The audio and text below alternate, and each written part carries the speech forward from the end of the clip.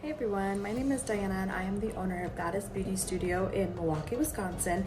And I wanted to share my experience with Daela Training with Lina. And I took her areola restoration tattoo training this past summer, July 2022.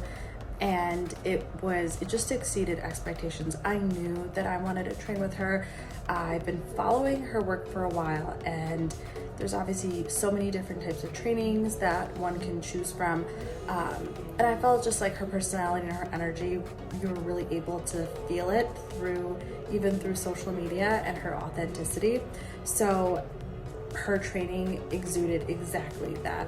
I feel like it was so thorough, and what I really loved about it was half of it was online, so you can take as much time as you needed to prep. So the portion that was online, I love that we can access that at any time, all of the theory, all the stuff that what I didn't love about, trainings I've done in the past, like you're so stressed, you're overwhelmed with all the information. And then when you get to the course, with Daela, you're solely focusing on hands-on. They're watching exactly what you do. And I've been doing permanent makeup now for 6 going on 7 years. So I still feel like that way, any kind of training that I do. So I loved that aspect of it. I loved that it was so hands-on.